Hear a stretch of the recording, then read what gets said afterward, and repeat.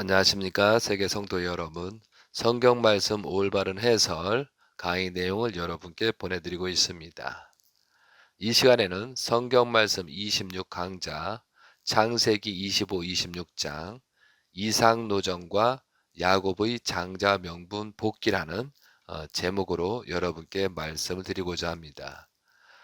창세기 25장은 주요 사건이 아브라함이 죽은 사건과 그리고 이스마엘의 후예에 대해서 좀 설명을 하고 있습니다. 그리고 25장 19절부터는 에서와 야곱이 태어나는 과정들을 설명하고 있고요. 27절부터 34절까지는 가장 중요한 분 에서와 야곱 간에 야곱이 지혜를 얻어서 장자 복귀를 하는 그런 내용들이 나옵니다. 그리고 26장에서는 이삭에 대한 내용인데 이삭이 그랄에 거주할 때 아비멜렉과 사건이 있습니다. 이것은 아브라함 때와 비슷한 노정을 본보기로 하는 내용이라고 해서 아주 중요한 부분이 있습니다.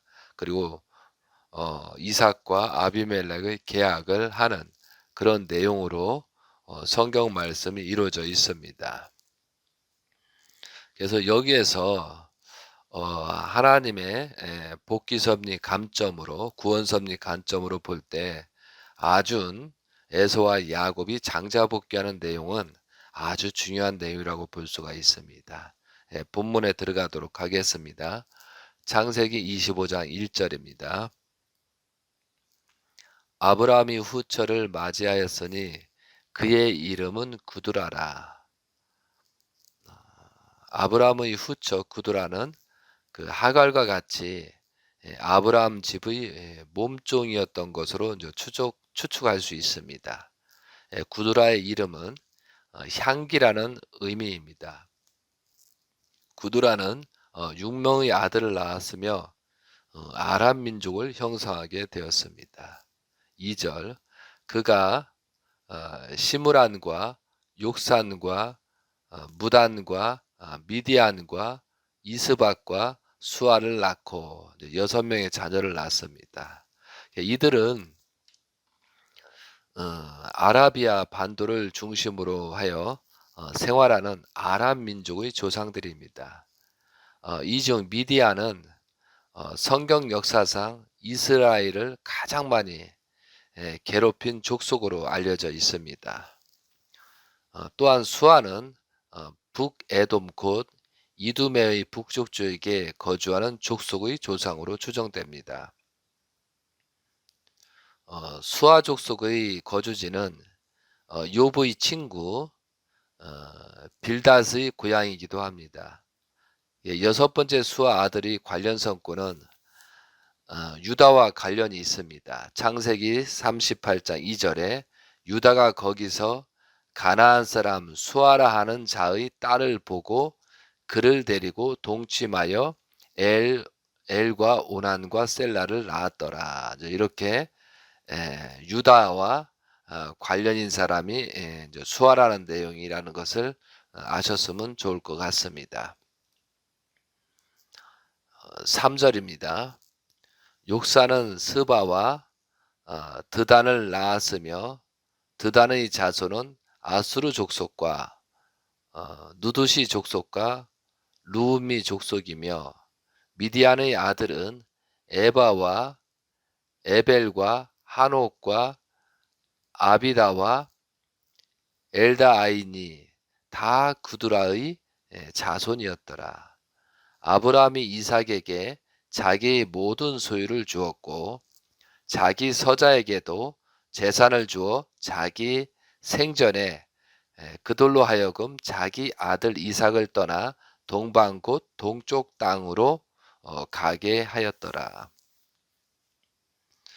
여기서 아브라함은 이삭을 보호하고 분쟁을 막기 위해서 서자들에게도 재산을 주고 분립시켰습니다. 참고로 성경에서 가인의 족보와 노소의 족보와 이스마엘의 족보와 이제 아브라함의 후처 구드라의 족보에 나타나는 민족들을 보면 가인형으로 하나님의 구원 섭리사에 있어서 대부분 악의 무리들이었습니다. 그 혈통들이 현 시대까지 이제 이어와 전쟁하고 있다는 것입니다. 이러한 싸움들을 막기 위해서는 성경 역사에 나타나는 인물들을 정확히 알고 원인부터 수습해 나가야 이 싸움을 막을 수 있는 것입니다. 성경 역사가 현 시대까지 이어오고 있다는 사실을 알고 성경에 나타나는 인물들에 대해서 자세하게 살펴볼 필요가 있는 것입니다. 7절입니다. 아브라함의 향년이 175세라. 175세라고 되어 있습니다. 근데 이제 아브라함의 향년이 175세 때 아들 이삭은 75세였고 에서와 야곱은 16세가 됩니다. 에서와 야곱은 아브라함은 할아버지를 통하여 지난 과거의 내용들과 하나님의 구원 섭리에 대하여 분명하게 들었을 것입니다. 하나님의 구원 섭리사적으로 말씀드리면 하나님이 아브라함을 중심인물로 세워 구원 섭리를 하실 때가 75세였습니다. 그리고 아브라함이 죽고 이삭을 중심인물로 세울 때가 75세입니다. 그래서 아브라함과 이삭의 나이가 겹치는 것을 볼 때 하나님은 창조의 수리적인 원칙에 따라서 구원 섭리를 하시고 있다는 것을 알 수 있습니다. 참조로 아브라함은 75세를 살았고 175세를 살았고 이삭은 180세를 살았고 야곱은 147세를 살았고 요셉은 110세를 살았다고 성경에서는 기록하고 있습니다. 8절입니다. 그의 나이가 높고 늙어서 기운이 다하여 죽어 자기 열조에게로 돌아가매. 여기서 그의 나이가 높고 늙어서란 하나님께서 아브라함에게 허락하신 모든 삶을 복되게 살고 참된 죽음을 의미하고 있습니다. 8절입니다. 그의 나이가 높고 그의 나이가 높고 늙어서 기운이 다하여 죽어 자기 열족에 돌아가매. 9절 그의 아들들은 이삭과 이스마엘이 그를 마므렛 앞 헷 족속 소알의 아들 에브론의 밭에 있는 막벨라 굴에 장사하였으니 이것은 아브라함이 헷 족속에게서 산 밭이라. 아브라함과 그의 아내 사라가 거기 장사되니라. 아브라함이 죽은 후에 하나님의 그의 아들 이삭에게 복을 주셨고 이삭은 부엘라헤로의 근처에 거주하였더라. 12절입니다. 사라의 여종 애굽인 하갈이 아브라함에게 낳은 아들 이스마엘의 족보는 이러하고 이스마엘의 아들들의 이름은 그 이름과 그 세대대로 이와 같으니라. 이스마엘의 장자는 누바요시요 그 다음은 게달과 아부엘과 미삼과 미스마와 두마와 마사와 하닷과 데마와 여둘과 나비스와 게드마니 이들은 이스마엘의 아들들이요 그 촌과 부락대로 된 이름이며 그 족속대로는 12 지도자이었더라. 이스마엘은 향년이 137세에 기운이 다하여 주고 자기 백성들에게로 돌아갔고 그 자손들은 하알라에서부터 아수르로 통하는 애굽 앞 술까지 이르러 그 모든 형제의 맞은편에 거주하였더라. 여기까지가 이스마엘 후예들에 관계된 내용입니다. 자, 지금부터는 에서와 야곱이 태어나는 내용을 들어가도록 하겠습니다. 창세기 25장 19절입니다. 아브람의 아들 이삭의 족보는 이러하니라. 아브람이 이삭을 낳고 이삭은 40세에 니브가를 맞아여 아내를 삼았으니 니브가는 밧단 아람의 아람 족속 중 부두엘이 따르요 아람 족속 중 라반의 누이였더라. 여기에서 이삭은 40세에 니브가를 맞았다고 되어 있습니다. 나홀의 후에는 창세기 22장 20에서 24절에 나오고 있습니다. 나홀과 밀가의 소생 부두엘은 니브가를 낳았더라 라고 되어 있습니다. 여기에서 우리가 이제 촌수라든가 그런 개념을 정확하게 이제 인지할 필요가 있습니다. 아브라함은 형님인 나홀의 손녀딸과 이삭을 혼인시켰습니다. 이게 아브라함의 조카의 딸입니다. 니브가는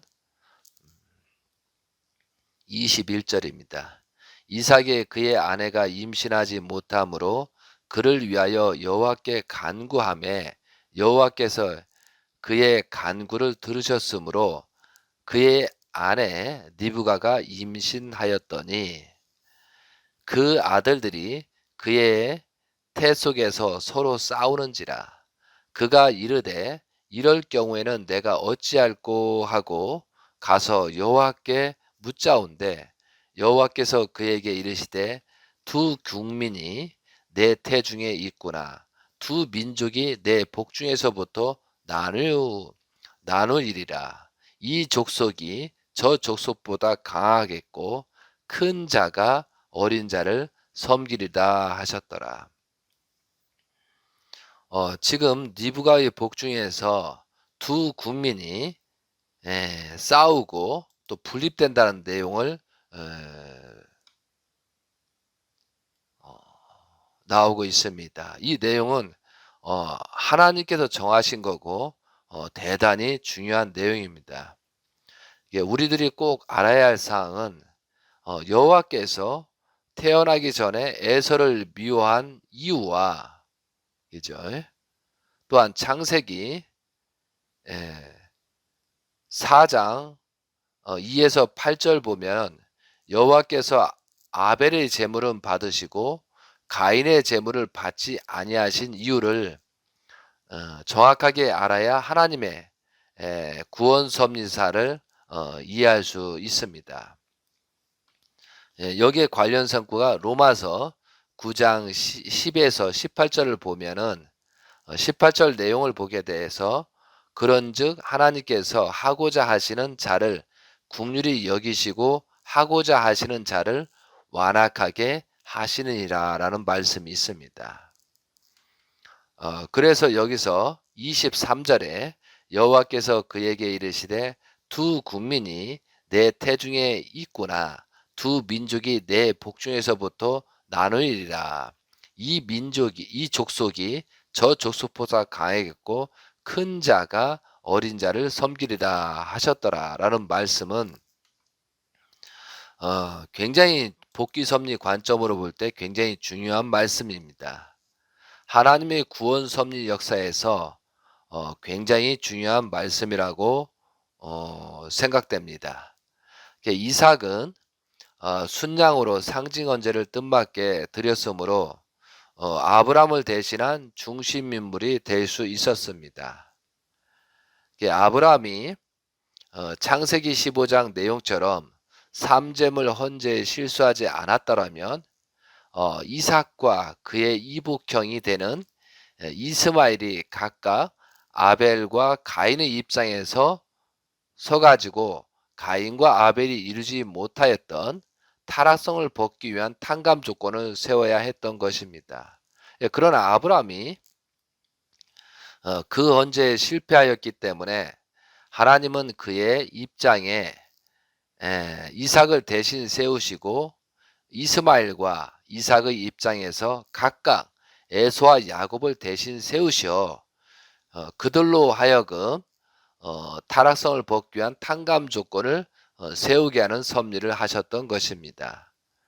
그러므로 이삭을 중심한 에서와 야곱은 아담을 중심한 가인과 아벨의 입장인 동시에 노아를 중심한 야벳과 함의 입장이기도 합니다. 여기서 하나님께서 분립하신 것은 맏아들 에서와 둘째 아들 야곱은 각각 사탄이 침범한 아브라함의 첫 번째 상징 헌재와 사탄을 분립한 둘째 번 이삭 헌재의 상징이었으며 또 그들은 각각 가인과 아벨의 입장에서 실체 헌재를 해야 될 악과 선의 표시체이었습니다. 그래서 에서와 야곱이 태중에서부터 싸운 것은 이와 같이 그들이 각각 악과 선의 표시체로 분립되었던 가인과 아벨의 입장으로서 상충적인 입장에 있었기 때문입니다. 그리고 하나님이 태중에서부터 야곱을 사랑하시고 에서를 미워하신 것도 그들을 각각 아벨과 가인의 입장에서 헌재 실패를 탕감복귀해야 할 선악의 표시적인 존재들이었기 때문입니다. 그래서 하나님께서 갈라 세운 거다 이거죠. 그렇게 하시는 것은 가인과 아벨 그리고 노아 가정 때 또 아브라함이 상징 헌재 실패로 말미암아 다시 이삭의 자녀를 통해서 가인과 아벨을 선과 악을 분립하는 그런 노정을 하시게 되었다는 거죠. 그래서 이런 것을 섭리적인 관점으로 우리가 봐야 되겠습니다. 여기서 두 국민이 내 태중에서 있구나. 두 민족이 내 복중에서부터 나누리라. 이 족속이 저 족속보다 강하겠고 큰 자가 어린 자를 섬기리다 하셨는데요. 이것은 어떻게 보면 예언 말씀이다. 그러니까 두 나라가 싸운다는 것이고요. 그러니까 두 나라가 싸운다는 것은 무엇이냐? 전 세계를 대표한 두 사람이 이제 싸우는 것입니다. 이것은 동생은 형님이 되려고 하고 형님은 동생이 안 되려고 싸운 거예요. 하나님은 바꿔치려고 하고 사탄들은 안 바꿔치려고 싸운 거예요. 이제 그래가지고 에서와 야곱이 태어났습니다. 그래서 에서는 외적이요, 야곱은 내적입니다. 에서는 사냥을 즐기고 야곱은 부모의 사랑을 중시했어요. 그래서 야곱은 사랑을 단련했고 에서는 외적인 것을 단련하게 된 것입니다. 자, 성경 말씀 24에서 26절입니다. 그 해산 기한이 찬즉 태 쌍둥이가 있었는데 먼저 나온 자는 붉고 전신이 토록 같아서 이름을 에서라 하였고 후에 나온 아우는 손으로 에서의 발꿈치를 잡았으므로 이 이름을 야곱이라 하였으며 리브가가 그들을 낳을 때 이삭이 60세였더라. 여기서 이삭이 리브가를 혼인한 지가 40이었고 또 에서와 야곱을 낳은 지가 60이었잖아요. 그럼 정확하게 20년이 넘지 않습니까? 그러니까 20년 동안 어떠한 하나님의 수리적인 기간이 필요했다는 거죠. 20년 동안 그래서 실질적으로 21년이 되잖아요. 그거와 마저 후편에서 나오는 야곱이 축복을 받고 나서 21년 동안 라반에서 가정을 기대를 만들기 위해서 21년 동안 어 노예 생활을 하게 된 겁니다.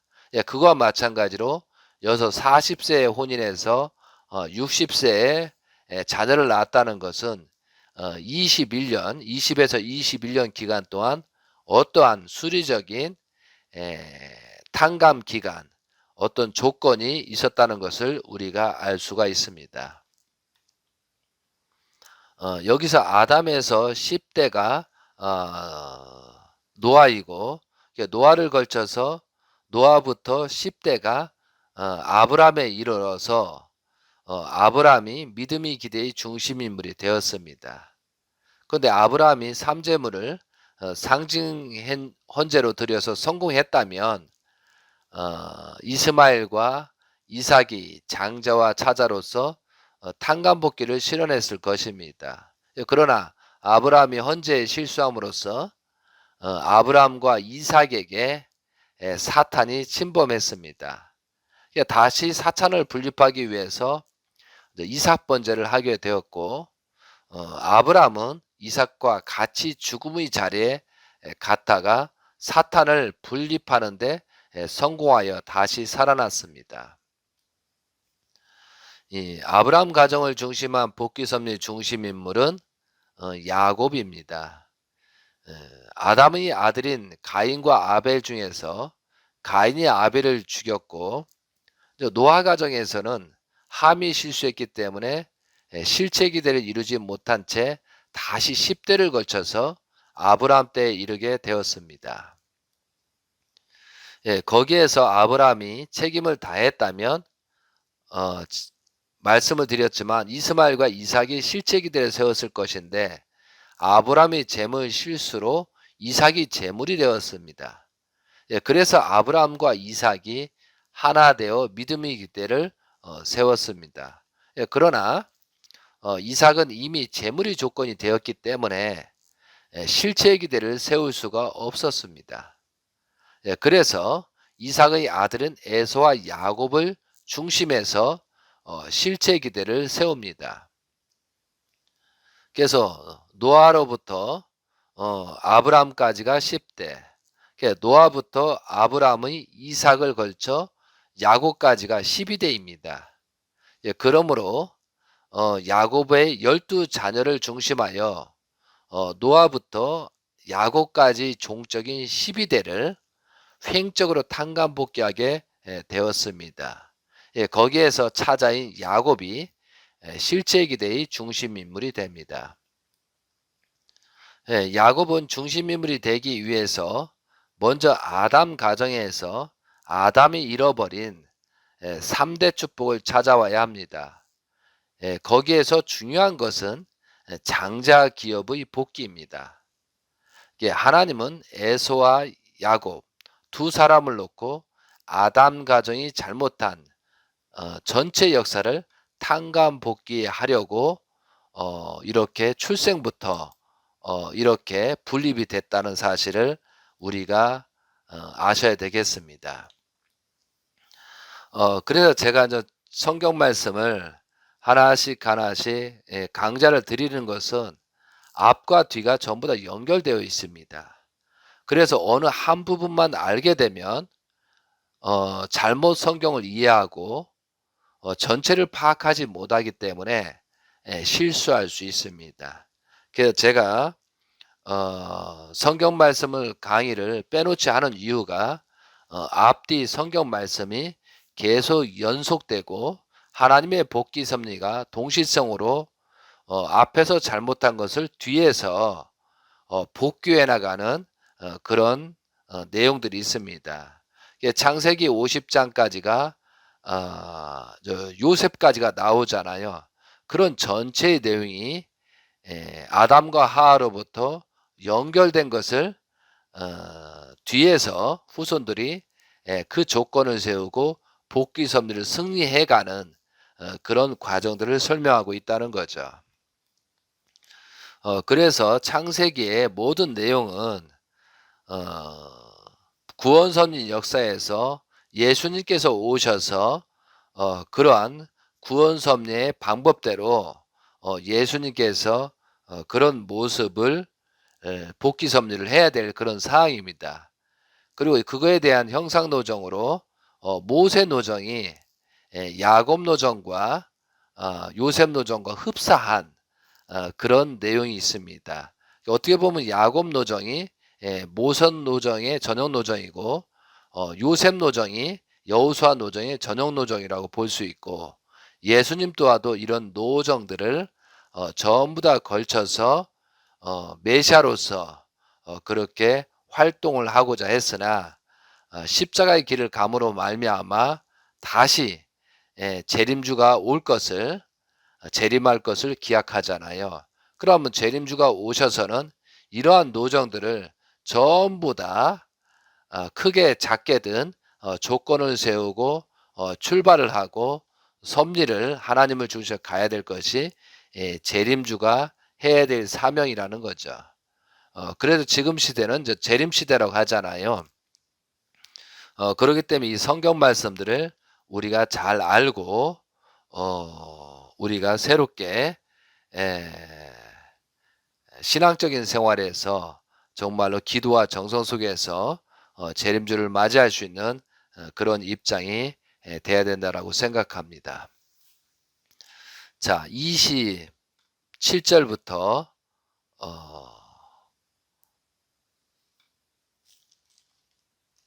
27절부터 먼저 34절까지 먼저 한번 봉독을 하고 해설을 들어가겠습니다. 이 부분은 굉장히 중요한 부분이기 때문에 그렇습니다. 27절 그의 아들들이 장성함에 에서는 익숙한 사냥꾼이었으므로 들 사람이 되고 야곱은 조용한 사람이었으므로 장막에 거주하니 이삭은 에서가 사냥한 고기를 좋아하므로 그를 사랑하고 리브가는 야곱을 사랑하였더라. 야곱이 죽을 쑤었더니 에서가 들에서 돌아와서 심히 피곤하여 야곱에게 이르되 내가 피곤하니 그 붉은 것을 내게 먹게 하라. 그렇게 한지라. 그러므로 에서의 별명은 에돔이었더라. 야곱이 이르되 형의 장자의 명분을 오늘 내게 팔라라. 에서가 이르되 내가 죽게 되었으니 이 장자의 명분이 내게 무엇이 유익하리요. 야곱이 이르되 오늘 내게 맹세하라.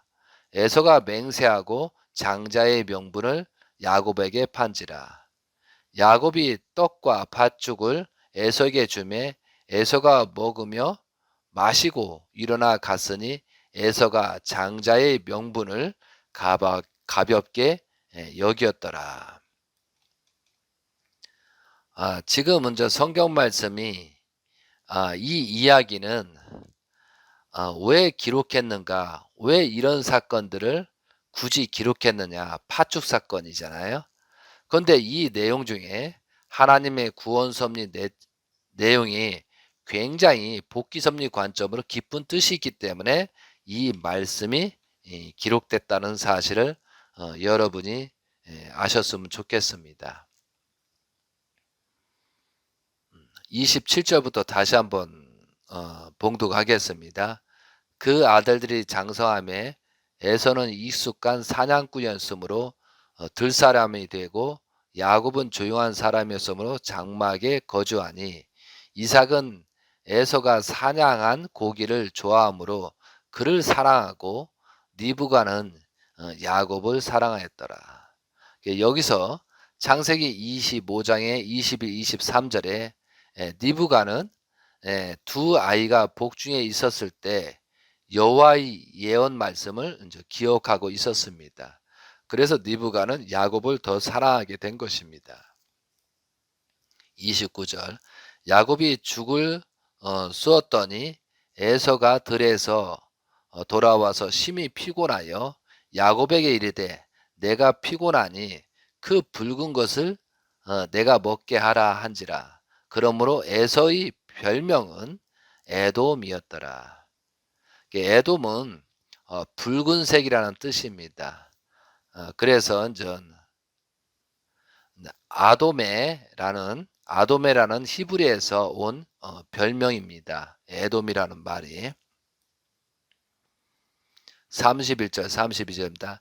야곱이 이르되 형의 장자의 명분을 오늘 내게 팔라라.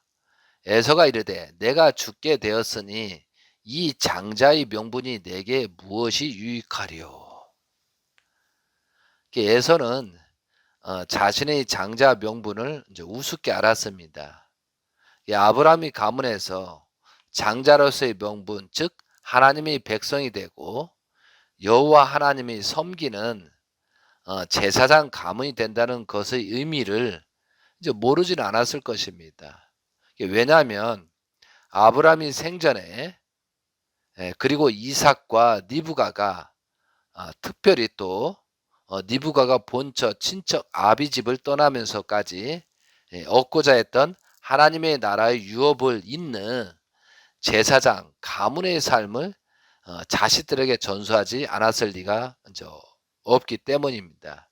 그럼에도 불구하고 육적인 배고픔을 참지 못해서 야곱이 그렇게 했다는 것은 복귀섭리 관점으로 볼 때는 굉장히 실수한 거다 이거죠. 자, 33절 34절입니다. 야곱이 이르되 오늘 내게 맹세하라. 에서가 맹세하고 장자의 명분을 야곱에게 판지라. 야곱이 떡과 팥죽을 에서에게 주매 에서가 먹으며 마시고 일어나 갔으니 에서가 장자의 명분을 가볍게 여김이었더라. 여기에서 관련 성구가 히브리서 12장 16절에 나옵니다. 음행하는 자와 혹 한 그릇 음식을 위하여 장자의 명분을 판 에서와 같이 망령된 자가 없도록 살피라. 이렇게 교훈 말씀이 있습니다. 여기서는 에서가 장자의 명분을 복귀하는 그런 내용입니다. 아주 중요한 내용입니다. 야곱은 쌍둥이인데 에서가 형님이고 야곱은 동생입니다. 에서는 몸이 건강하고 목소리도 우렁차고 몸에 털도 많고 사나이다웠습니다. 그는 활을 가지고 들에서 사냥하는 것을 좋아했습니다. 반면에 야곱은 몸이 연약하지만 지혜로웠습니다. 그는 언제나 부엌에서 일하는 어머니 니브가를 도왔습니다. 이삭은 에서가 사냥한 고기를 좋아해서 에서를 사랑했고 니브가는 자기를 도와주는 야곱을 사랑했다고 성경 말씀에 기록되고 있습니다.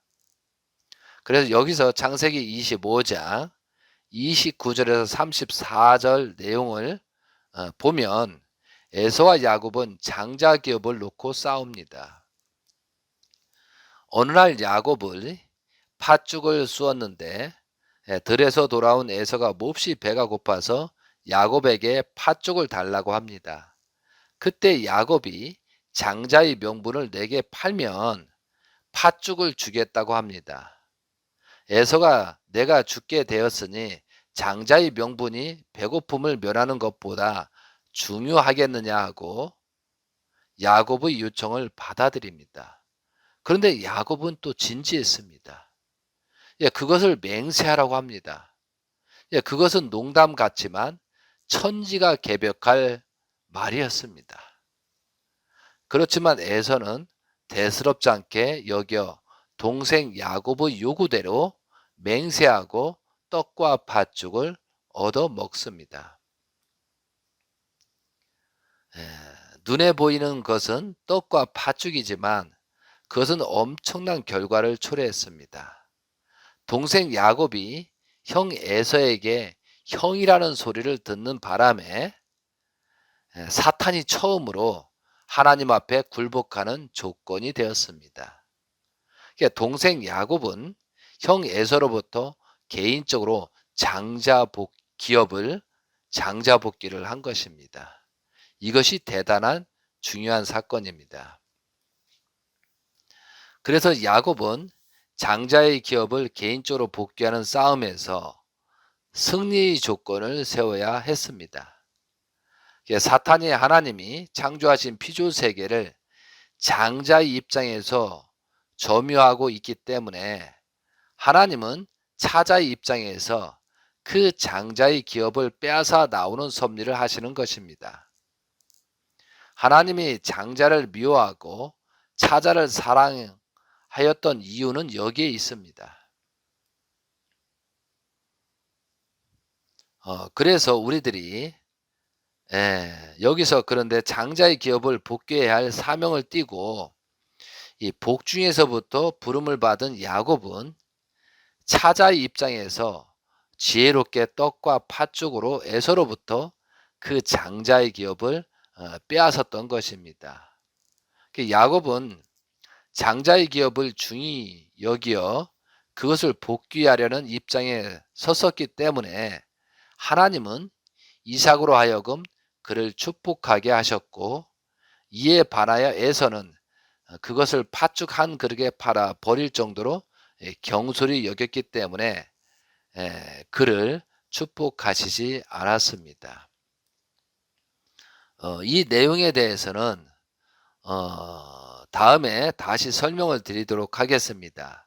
이 부분은 장자기업, 하나님이 복귀 섭리 관점에서 모든 장자를 빼앗겼던 것을 다시 그 위치를 찾아오는, 야곱부터 찾아오는 그런 섭리적인 내용이 있다는 사실을 아셨으면 좋겠습니다. 자, 26장 가도록 하겠습니다. 26장은 이삭이 그랄에 거주하는 내용입니다. 아브라함이 때 첫 흉년이 들었더니 그 땅에 또 흉년이 들매 이삭이 그랄로 가서 블레셋 왕 아비멜렉에게 이르렀더니 여호와께서 이삭에게 나타나 이르시되 애굽으로 내려가지 말고 내가 내게 지시하는 땅에 거주하라. 이 땅에 거류하면 내가 너와 함께 있어 내게 복을 주고 내가 이 모든 땅을 너와 내 자손에게 주리라. 내가 내 아버지 아브라함에게 맹세한 것을 이루어 내 자손을 하늘의 별과 같이 번성하게 하며 이 모든 땅을 내 자손에게 주리니 내 자손으로 말미암아 천하 만민이 복을 받으리라. 이는 아브라함이 내 말을 순종하고 내 명령과 내 계명과 내 율례와 내 법도를 지켰음이로라 하시니라. 이삭이 그랄에 거주하였더니 7절 그곳 사람들이 그의 아내에 대하여 물음에 그가 말하기를 그는 내 누이라 하였으니 니브가는 보기에 알이 따웠으므로 그곳 백성이 니브가로 말미암아 자기를 죽일까 하여 그는 내 아내라 하기를 두려워하였더라. 여기에서 관련 성구가 창세기 12장 11절부터 13절 내용이고요. 창세기 20장에 아브라함의 복귀 노정을 동시성을 참고하시면 되겠습니다. 8절입니다. 이삭이 거기 오래 거주하였더니 이삭이 그의 아내 니브가를 껴안은 것을 블레셋 왕 아비멜렉이 창으로 내다본지라. 이에 아비멜렉이 이삭을 불러 이르되 그가 분명히 내 아내거늘 어찌 내 누이라 하였느냐. 이삭이 그에게 대답하되 내 생각이 그로 말미암아 내가 죽게 될까 두려워하였음이로로다. 아비멜렉이 이르되 내가 어찌 우리에게 이렇게 행하였느냐. 백성 중 하나가 내 아내와 동침할 뻔하였도다. 내가 죄를 우리에게 입혔으리라. 아비멜렉이 이에 모든 백성에게 명령하여 이르되 이 사람이나 그의 아내를 범하는 자는 죽이리라 하셨더라.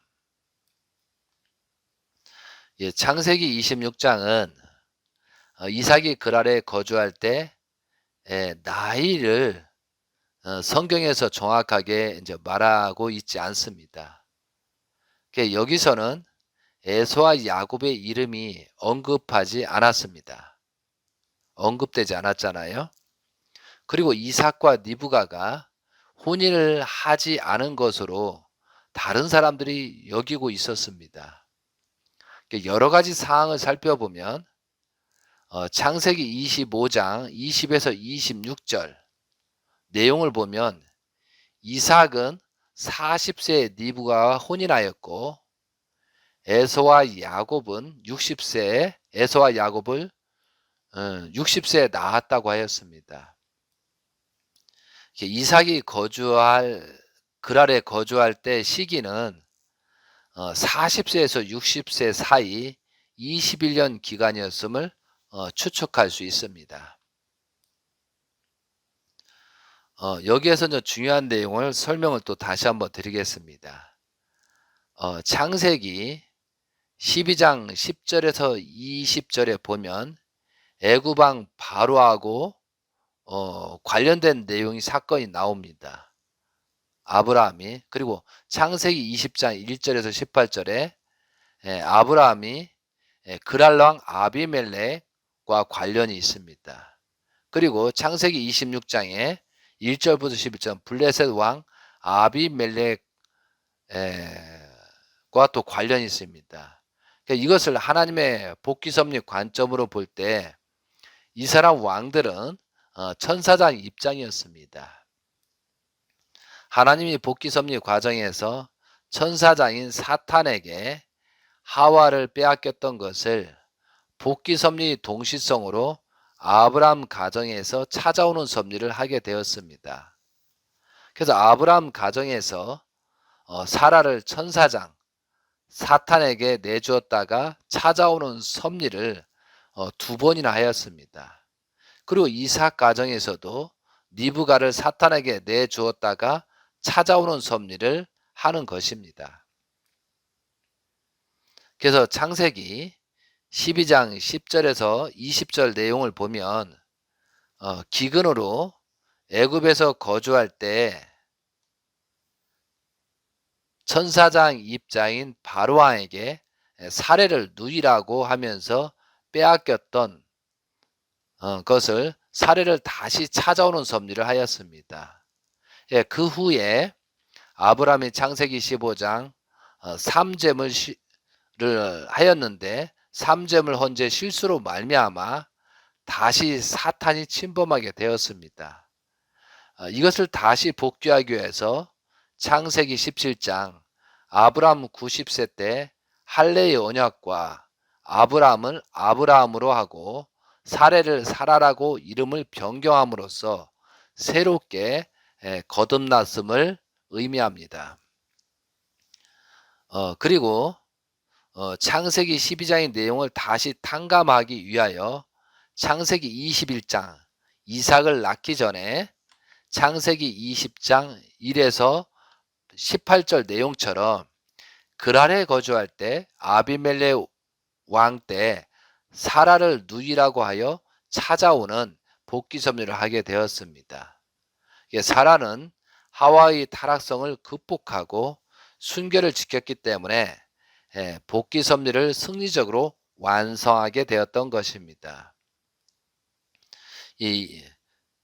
그러한 내용들이 다시 창세기 26장에서 이삭 가정을 통하여 반복적으로 탕감복귀 섭리가 진행되었습니다.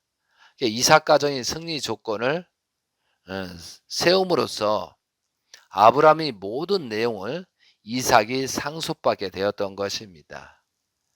하나님의 구원 섭리 관점으로 볼 때 아브라함 가정을 중심한 탕감복귀 내용들이 이삭 가정에서도 탕감복귀 내용들이 반복적으로 일어나고 있다는 것을 알게 됩니다. 이러한 승리적인 조건을 세운 기대 위에 하나님은 이삭 가정을 중심한 구원 섭리를 시작하게 된 것입니다. 그래서 우리가 이렇게 성경을 심정적으로 깊이 파고들어가고 이렇게 성경 말씀이 기록된 이유가 근본이 무엇일까를 앞뒤 전후를 성경 말씀 전체를 파악하다 보면 이런 지혜를 얻게 된다 이거죠. 그래서 이런 것을 알고 우리는 현 시대에서 어떻게 살아갈 것인가 이런 것들을 우리가 고민하고 해야 된다는 거죠. 단순히 성경 말씀에 기록된 내용을 단순히 인간적으로 해석하면은 여러 가지 오류가 생기고 문제가 생긴다는 것을 우리가 알아야 되겠습니다. 12절 가겠습니다. 이삭이 그 땅에서 농사여 그 해에 100배나 얻었고 여호와께서 복을 주심으로. 그랄에 거주할 때 이삭은 양치는 목자였거든요. 그런데 농사는 자로 이제 직업이 변경해 주셨습니다. 하나님께서 그렇게 하신 것 같습니다. 근데 여기에서 히브리어 원문에는 농사하여가 아니고 씨를 뿌려로 되어 있습니다. 참조하시기 바랍니다. 13절부터 18절 가겠습니다. 그 사람이 장대하고 왕성하여 마침내 거부가 되어 양과 소가 때를 이루고 종이 심이 많음으로 블레셋 사람이 그를 시기하여 그 아버지 아브라함 때에 그 아들들 종들이 판 모든 우물을 막고 흙으로 메웠더라. 아비멜렉이 이삭에게 이르되 내가 우리보다 크게 강성한즉 우리를 떠나라. 이삭이 그곳을 떠나 그랄 골짜기에 장막을 치고 거기 거주하며 그 아버지 아브라함 때에 팠던 우물들을 다시 팠으니 이는 아브라함이 죽은 후에 블레셋 사람이 그 우물들을 메었음이라. 이삭이 그 우물들의 이름을 그의 아버지가 부르던 이름으로 불렀더라. 여기서 아브라함이 우물을 다시 팠으니 이 말씀은 아브라함의 섭리와 이삭의 섭리와 동일함을 말하고 있는 것입니다. 하나님은 이삭을 중심하고 복귀 섭리를 진행함을 설명하고 여기서는 아브라함의 일생과 이삭의 일생이 동일하고 몸은 다르나 하나님의 뜻으로 볼 때는 일체임을 의미합니다. 하나님이 구원 섭리사에서 보면 아브라함처럼 이삭에게 동일하게 연결됨을 알 수 있습니다. 그래서 우물 얘기가 나오는 것입니다. 19절입니다. 이삭의 종들이 골짜기를 파서 샘 근원을 얻었더니 그랄 목자들이 이삭의 목자와 다투어 이르되 이 물은 우리 것이라 하매 이삭이 그 다툼으로 말미암아 그 우물 이름을 에색이라 하였으며 또 다른 우물을 봤더니 그들이 또 다툼으로 그 이름을 신나라 하였으며 이삭이 거기서 옮겨 다른 우물을 봤더니 그들이 다투지 아니하였으므로 그 이름을 누보지라 하여 이르되 이제는 여호와께서 우리를 위하여 넓게 하셨으니 이 땅에서 우리가 번성하리로다 하였더라. 이삭이 거기서부터 부엘세바로 올라갔더니 그 밤에 여호와께서 그에게 나타나 이르시되 나는 내 아버지 아브라함이 하나님이니 두려워하지 말라. 내 종 아브라함을 위하여 내가 너와 함께 있어 내게 복을 주어 내 자손이 번성하게 하리라 하신지라. 이삭이 그곳에 제단을 쌓고 여호와의 이름을 부르며 거기 장막을 쳤더니 이삭의 종들이 거기에서 우물들을 팠더라.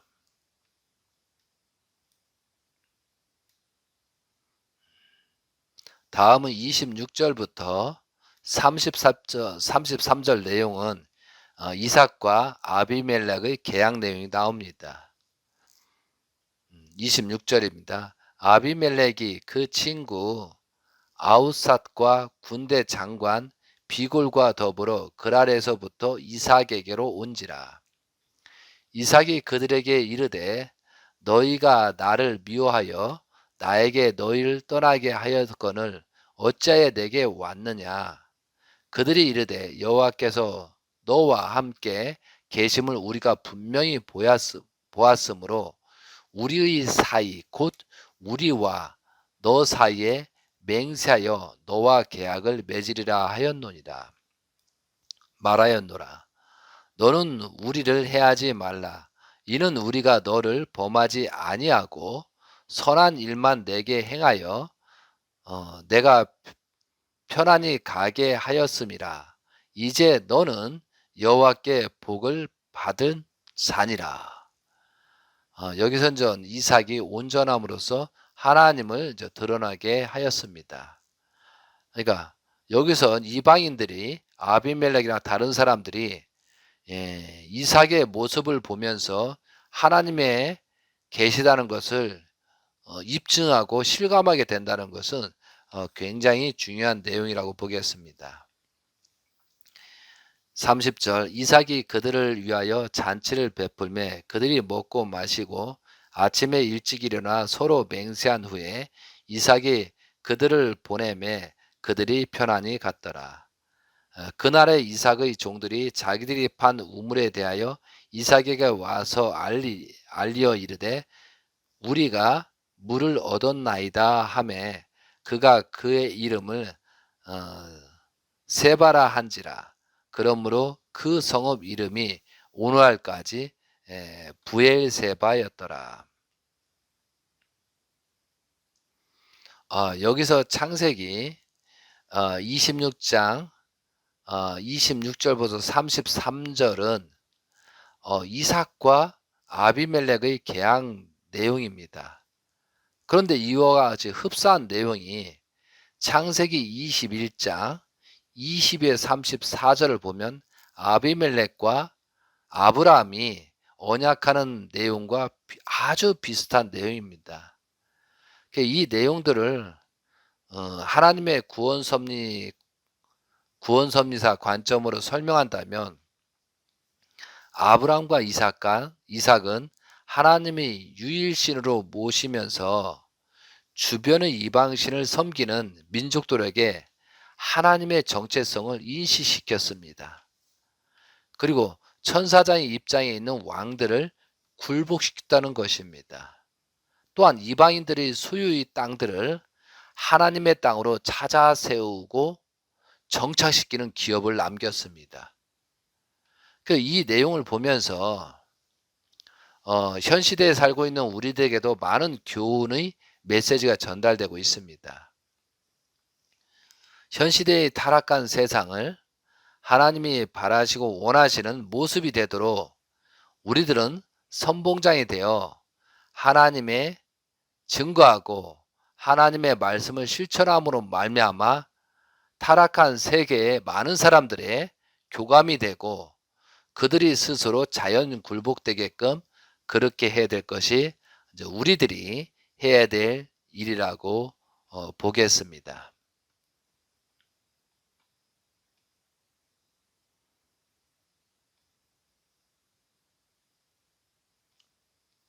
34절, 35절입니다. 에서가 40세에 헷족수 벨의 딸 유딧과 헷족수 엘론의 딸 바스맛을 아내로 맞이하였더니 그들이 이삭과 리브가의 마음에 근심이 되었더라. 여기서 에서가 맞이한 며느리들이 이삭과 리브가의 근심이 되었습니다.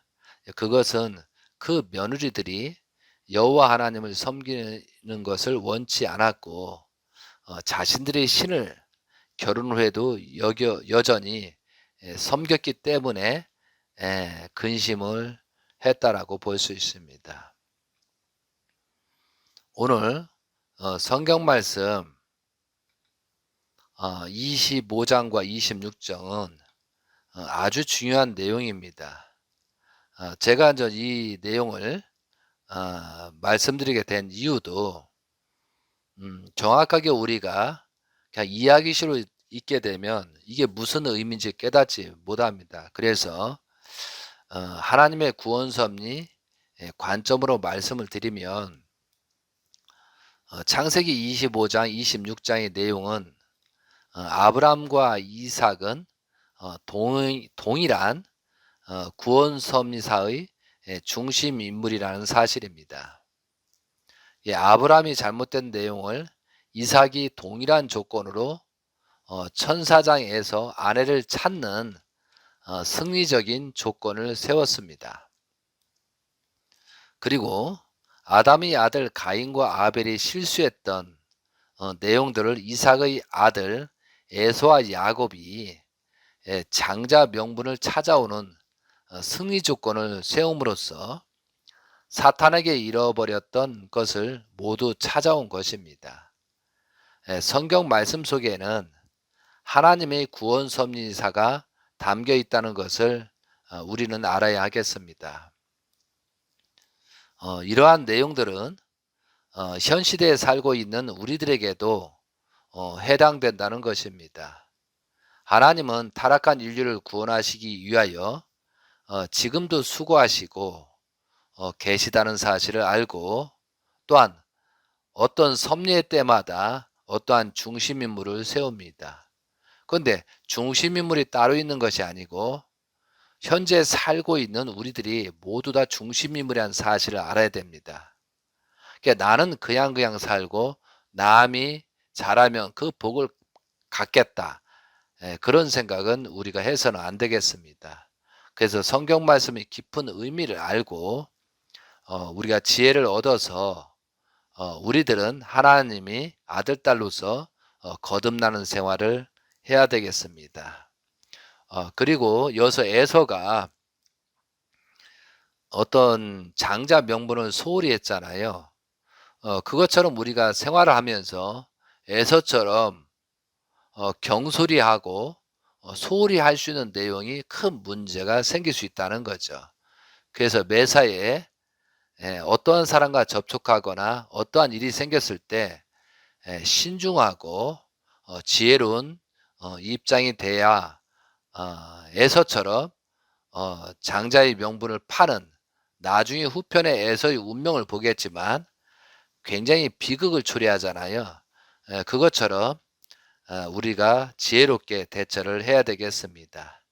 이 시간에는 여기까지 말씀을 드리고 다음 시간에는 창세기 27장을 말씀드리고자 합니다. 그래서 지금까지 경청해 주셔서 감사하고 다음 시간에 뵙겠습니다. 하나님의 축복이 여러분에게 역사하셔서 성령으로 부활되는 여러분이 되시기를 기원하면서 말씀을 마치도록 하겠습니다.